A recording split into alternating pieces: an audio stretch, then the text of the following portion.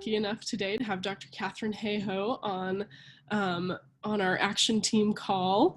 Dr. Hayhoe is an atmospheric scientist. For those of you who don't know her, she's a CCL favorite, but we'll introduce her anyway. She's an atmospheric scientist, director of Texas Tech's Climate Science Center. She's also the founder and CEO of Atmos Research, and where she helps nonprofit, industry, and government clients understand how climate change will affect our lives. And she is a CCL advisory board member, so we are very excited to have her on. And tonight, she's going to help us understand how to develop some main messages when you're in a live interview situation and prepare those ahead of time. How to anticipate some common questions and also some difficult questions that you might get on these topics, and how to answer those questions in ways that are going to help the journalists that are interviewing you and advance our own advocacy goals around climate change. So for our agenda tonight, we are going to discuss the importance of preparing ahead of time, how to identify some sound bites and some main messages you want to get across in your interview. We're going to cover what not to say, which is sometimes as important as what you do say. We're going to talk about how to pivot away from really difficult questions, because this is a big one and this can sort of make or break an interview. We're going to ask Dr. Hayhoe if she can share any memorable moments or stories from interviews that she has conducted over the years. And then just some final considerations. If there's anything else, any other tips that Dr. Hayhoe can share with us, we'll go over those. We'll start with why it's important to prepare before going on live radio and TV. So, Dr. Hayhoe, there it is. Why is it important to prepare before you get into a live interview situation? Oh, first of all, let me just say that this is absolutely great. I still remember the very first time I ever had media training. I didn't even know I was going to have it. I showed up at the release preparations for a regional climate impact assessment report that we're doing for the Great Lakes, and the Union of Concerned Scientists had brought a media trainer. And I remember sitting in that session, listening to her talk about these things that we're talking about today, and it was as if the blinds went up. I saw things that I had never seen before, and I realized that how we talk about things can be just as important as what we say. So thank you for doing this. And why is this so important? It's because when you are live, you only get one chance, and your chance is likely to be very short. The typical sound bites they use are anywhere from 10 seconds up to maybe 3 or 4 minutes. That is it. So I can get all prepared for a big interview on a major network. I go into the studio, they have a live satellite hookup. You know, it's a really big deal that's taken hours to prepare for. The interview will end up being anywhere from, you know, my part of the talking might be 1 minute to maybe maximum 4 minutes. And if I haven't prepared exactly what I want to get out in those few minutes that I have, sometimes even just few seconds, it won't. So preparation is absolutely essential. Absolutely. So you just referenced hours of preparation. So what do you do in those hours to get ready? I make sure that I know what the conversation is going to be about. I make sure that I know what my 2 or 3 main messages are going to be that I'm going to prioritize getting across. And if possible, I make sure I know who it is I'm talking to, what type of interviewer they are. Do they know a lot about what we're talking about or not? Are they, you know, kind of neutral or friendly or perhaps slightly hostile? You know, understanding where they're coming from is really important also. Sure. And so have your preparations changed as you've gotten more experienced with this? Is there something that you needed to do in the beginning that you don't have to do as much now? Yes, I don't have to spend nearly as much time now crafting my messages and also making sure I'm up to date on the latest news, because nowadays I kind of, you know, I do that automatically as part of my life. But you know, if you're on an interview, the last thing you want is the person pivoting to you and asking you about the news of the day. So for example, the United Nations just announced that carbon dioxide levels had increased, you know, significantly in this past year. That's the news of the day. The last thing you want is being asked about the news of the day and not knowing what it is or how it relates to your main messages. So preparation in terms of understanding who you're talking to, what their goals are, what your main messages are that you want to get across, and what is something that they might ask you about that runs the risk of a rabbit trail, of distracting the conversation. Knowing about that ahead of time is really important, because you could even tie it in to what you're saying to them and make what you say even more current, which of course is a win-win on both sides. Great point. So let's focus on that main messages concept for a minute. How do you usually go about identifying those main messages? We just did this yesterday for the brand new federal climate science report that's coming out tomorrow.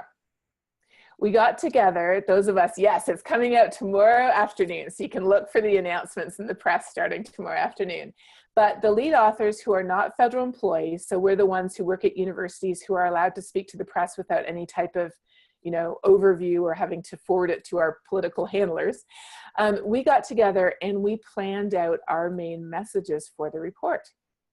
So here's what a good main message looks like.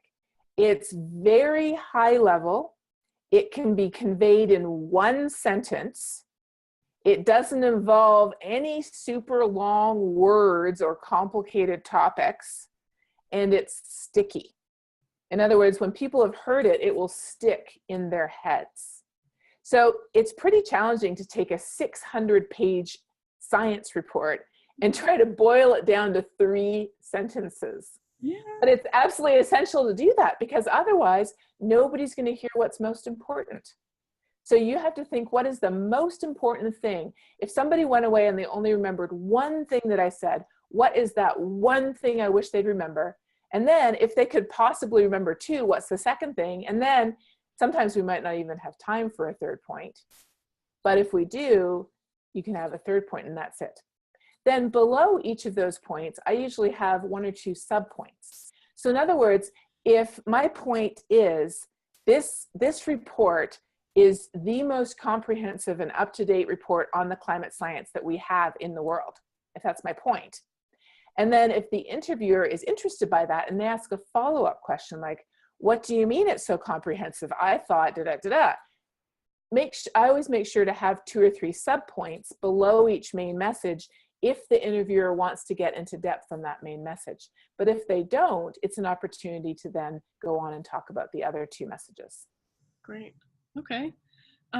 So can you share some of your sort of go-to messages when you talk about climate or about CCL? Yeah, for sure. Over the years, I have developed some absolute go-to messages to the point where I can kind of scan through my memory bank, so to speak, depending on the occasion, and mentally select from those messages. One of the most important messages is the one that we get from Tony Lazarowitz, which is, it's real, it's us, it's serious, and there are solutions. That is an amazing key message right there. Short words, very memorable, easy to stick into people's heads, easy to repeat. Also easy to expand on.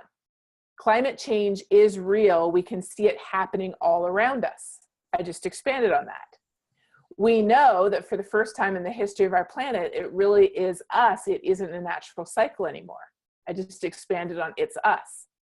That it's serious, we can expand on that by saying we care about a changing climate because it exacerbates all of the risks that we already face naturally in the places where we live, like hurricanes and droughts and wildfires. And there are solutions. We can expand on that by saying there are free market solutions, like putting a price on carbon and refunding refunding that to people in their taxes to help grow the economy and invest in local jobs. So we've just taken the very simple, it's real, it's us, it's serious, and there are solutions, and we've expanded each one of those into its own main message. So now we have 4 main messages, and the last main message is there are solutions like putting a price on carbon. Awesome. Awesome. I think we can remember that. Yeah, I think so. Great. So So is there anything or any talking points or themes maybe that you recommend avoiding? Something that we shouldn't get into? Earlier you mentioned kind of like rabbit trails, like getting off track. So is there anything that we should steer clear from?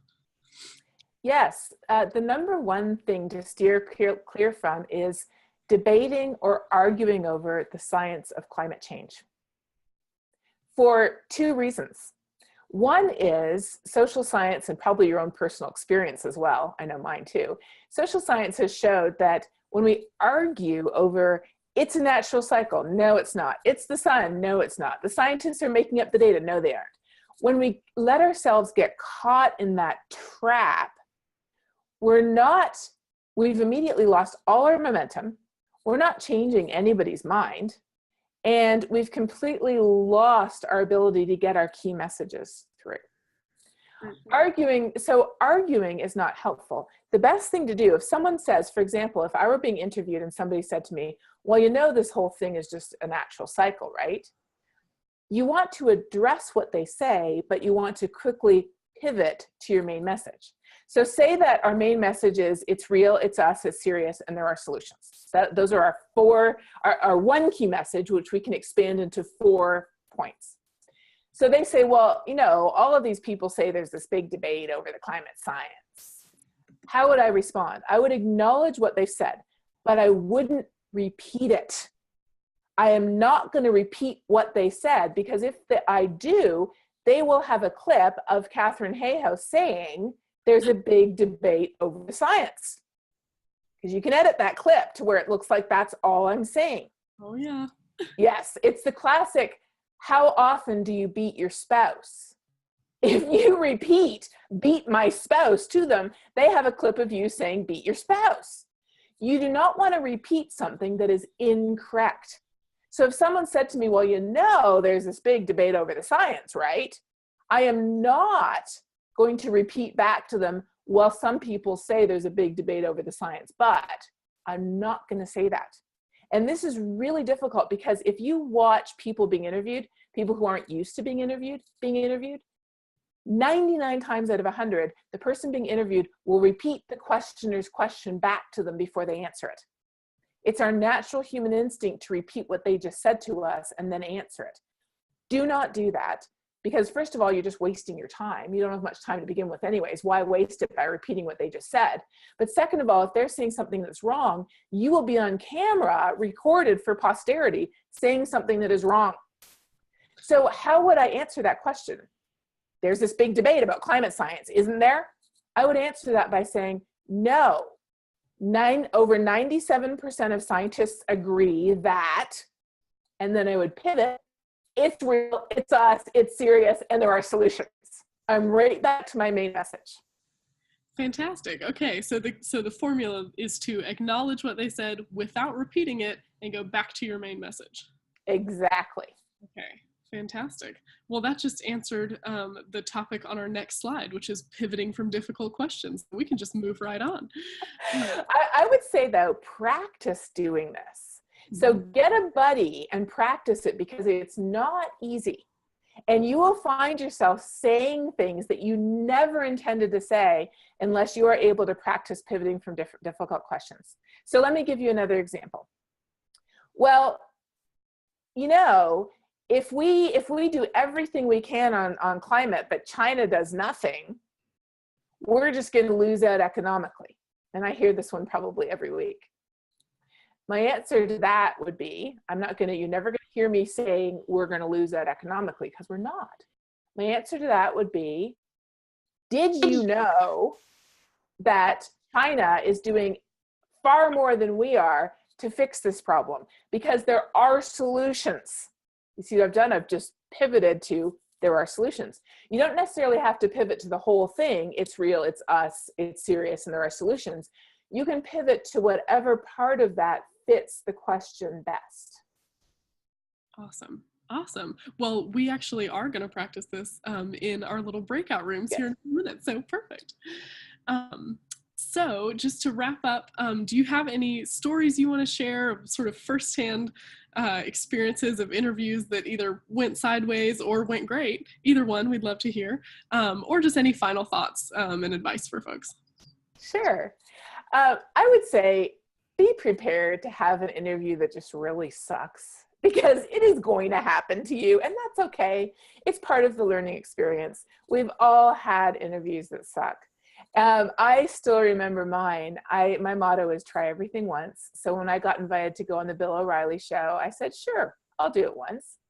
I went on there with a goal, and my goal was not to lose it. Because if you've ever watched that show, there's always these heads yelling at each other. And I absolutely abhor that type of behavior. So my one goal going on the show was not to lose it. And I met my goal. I did not lose it. I pinned that smile to my face, and it stayed on my face the entire time. But I didn't feel like I was effective. And by effective, I mean, I did not get a chance to get my messages across. Because as soon as I opened my mouth and got just two words out of my mouth, the host, which wasn't Bill O'Reilly that day, it actually was Laura Ingraham, and she's even more difficult, I think, than Bill. The host would immediately start shouting me down. It was obvious that I'd just been invited on the show to be a punching bag, nothing else. And so I felt extremely frustrated, and that I was not able to get even a simple talking point, like it's real, across. So after that, I took a course on a workshop offered by a theater professor from Harvard. And during the breakout group, she said, okay, share with us the difficult experience that you've had, and I will, give you my advice. So I shared this interview experience with her, and I said, what could I have done differently to be more effective? And she gave me a really awesome tip, a tip that I've used since then that worked very effectively when someone is trying to yell you down. It works in person as well as in the media. Now, hopefully most of you will never be in a circumstance where you have somebody trying to yell you down, and hopefully that person is never your host.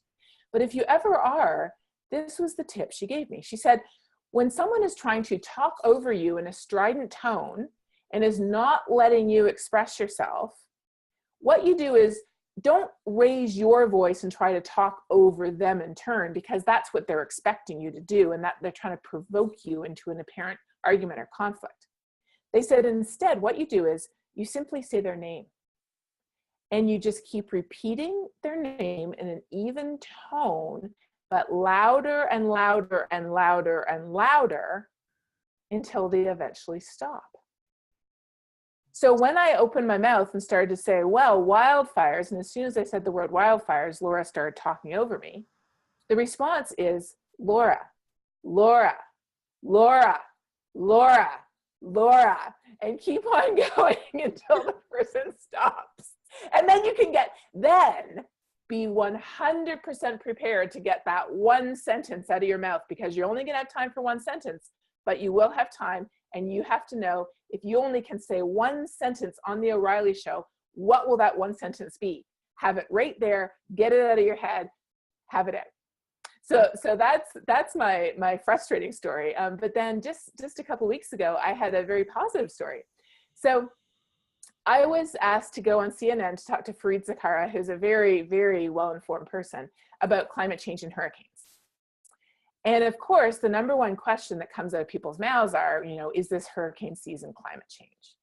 So just before I went on there, my husband pulled me over to his computer and he said, you have to watch this Bill Nye interview with Tucker Carlson, because Tucker Carlson asks him a simple question: how much of the warming is human? And instead of giving him a simple answer, over 100% is human, Bill Nye goes into this long, convoluted explanation that makes no sense and actually ends up seeming evasive and not straightforward. And so my husband was like, next time you're doing an interview, if they ask you a straight question, you have to give them a straight answer. And of course, I always try to give straight answers too, but it kind of reinforced in my head the importance of having a straight, short answer prepared. So when Fareed asked me, does this hurricane season have anything to do with global warming? Immediately I said, yes, it does. I gave him a straight answer. There was no prevaricating and beating around the bush. And then I went on to explain the nuances of how climate change does and doesn't affect hurricanes. But it's very important to give a straight, strong answer right away, and then to explain your answer, rather than to give the impression that you're prevaricating and beating around the bush. So if someone says, can we fix this thing? Like when we're talking about climate change, can we fix this thing? Well, you might be tempted to say, well, you know, we can stabilize global temperature, but we can't reduce it unless we figure out ways to suck carbon dioxide out of the atmosphere, but those are too expensive. And you see what I mean? Immediately you're lost in this morass of complicated nuances. If someone says, can we fix this thing? The answer is, yes, we can. And then you can explain the price on carbon. You can explain how we can stabilize climate. And if you have time, you can start getting into, but to go back to where we were, we have to suck the stuff out of the atmosphere. But that's if you have 3 minutes. If you have 10 seconds, the answer is yes, we can, and we can put a price on carbon. Awesome. So it's all about those main messages. We really got to have those right there on the tip of your tongue. In your sleep. If somebody woke you up in your sleep and shone a light in your face and said, what do we know about climate change? You have to be prepared. It's real, it's us, it's serious, there are solutions. Put a price on carbon. You have to be able to just, you know, have it right there. I love it. Well, we want to be super respectful of your time, so we're gonna take just 5 minutes for questions, if you don't mind. Oh no, not at all. So we've got one in the chat box already asking, did you do any special preparation for your interview with Leonardo DiCaprio? Oh, so I actually helped them develop some of the questions. So Leonardo DiCaprio's manager sent me the list of questions that he had drafted ahead of time. And I looked at them and I laughed because they were so technical. He was like, I think he was kind of afraid he wouldn't be taken seriously. So it was like, can you explain the sources of non-CO2 greenhouse gases? And I'm like, Leonardo, I don't think anybody except you and me care about the answer to that question. So I helped to draft a couple, to kind of redraft a couple of the questions that in a way that I thought would be more interesting to people. And then just before we went on stage, I went over the questions with the president's climate advisor because he wanted to make sure I was aware of any, you know, specific sensitivities. And I was like, oh no, I'm not going to do any of the stuff that he was, you know, he was hoping that I wasn't going to go on stage and launch into a whole, you know, Trump versus Clinton thing. And I was like, no, I would never do that. so other than that, no, because we wanted to keep the questions general enough and interesting enough that people would actually care about what you're saying. And to that end, the questions were general enough that they were all about stuff that I knew. I didn't have to do any particular you know, studying, but when I know I'm going to be interviewed on a specific topic, like for example, with all the hurricane stuff that's been going on recently, I made absolutely sure I was up to date on the latest science so that I wouldn't be caught out saying something that wasn't up to date or accurate. So I definitely do my homework. Awesome. Okay, so I see I have a question here from Alex. Is this the one? Yes, yeah. So I'll just read it out so everybody is on the same page. So she says, how can evangelicals who work in the fossil fuel industry deal with knowing they have to fight climate change yet keep their jobs? They want to save the earth, but they need their jobs. Well, you guys have Peter Bryn. He can probably answer that question for you. He is, of course, the conservative coordinator for the Gulf Coast CCL region. And up until last year, he was an engineer with ExxonMobil. I wrote an op-ed piece in The Conversation on how I worked with ExxonMobil as a graduate student. And I raised this question of how do we deal with the idea of getting funds from organizations to do good work with that, you know, might be generated doing things that we don't find to be acceptable. It's so fascinating because my piece in The Conversation, if you want to look for it, you can find it very easily. Just Google Hayhoe Conversation Exxon, you'll find it. It was really fascinating because it is a big gray area. I don't think it's black and white. I mean, one person argued, somebody who runs a nonprofit, a faith-based nonprofit, he said, the only thing wrong with tainted funds is that there ain't enough of them. But then other people said, no, if you're accepting tainted funds, even if they officially come with no strings attached, you know, it colors your outlook on life, and it colors maybe your perspective on what you're doing. So I'm very hesitant to give a straight, you know, black and white answer to this question because I really think it's a gray area. Maybe we need good people working from within. We need good people working from without. At which point do you feel like you can no longer work from within? I feel like if you can't be effective, if you feel like you cannot make any difference within your organization, then maybe that is the time to leave. But if you feel like you can make a difference, maybe you're the person who is supposed to stay. It's really tough, and it's really individual and really personal. And I don't think I can give a single answer that applies to everyone. Cool. We'll check with Peter. Yeah, check with Peter. So another question is, were there any other especially useful tips you learned from the Harvard drama class? No, that was the biggest one, that just to repeat the person's name, which was very helpful. Let's see. I think there was another question too. Oh yeah, National Climate Assessment, yes. So let me just give everybody a little update on the National Climate Assessment, since you're gonna get it straight from the horse's mouth here. The fourth National Climate Assessment is underway. It is, of course, a federally mandated process.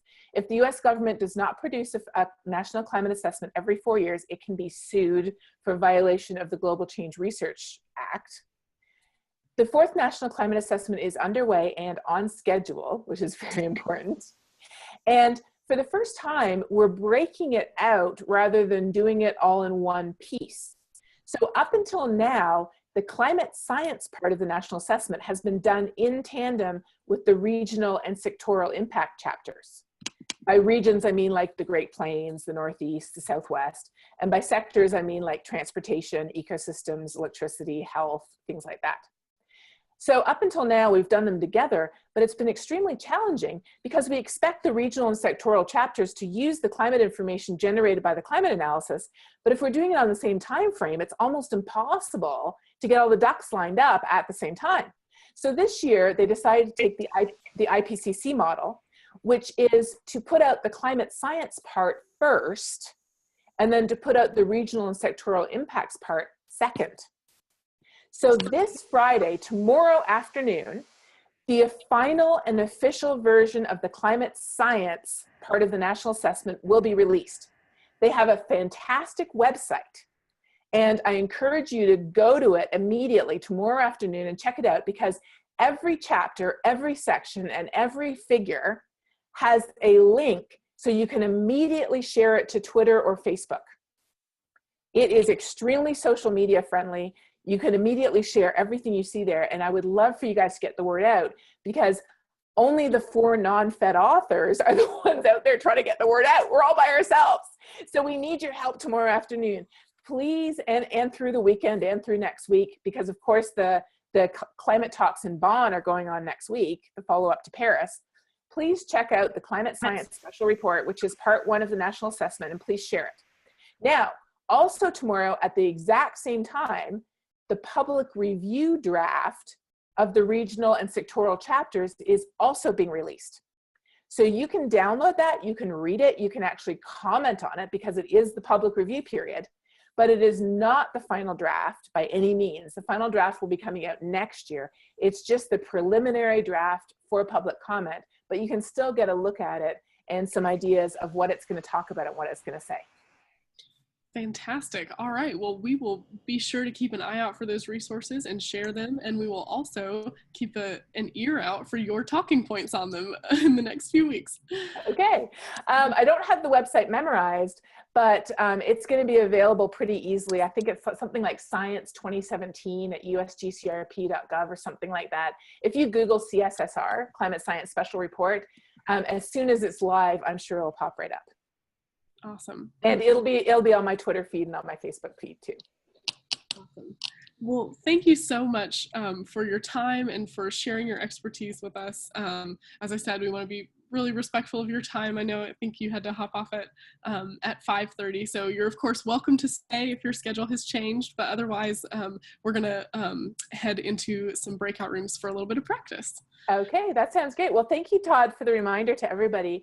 If you haven't already, check out my Global Weirding series, and especially check out the If I Just Tell Them the Facts, They'll Change Their Mind Right video, because I think that's one of the most important ones for communication, understanding what actually changes people's minds. And it has a bunch of positive talking points that I use when I'm talking to people in media interviews to share some of the good news about how we can fix this thing. So thank you. Awesome. All right. Thank you so much for that resource. And thank you again for your time. Great. Great chatting with you guys.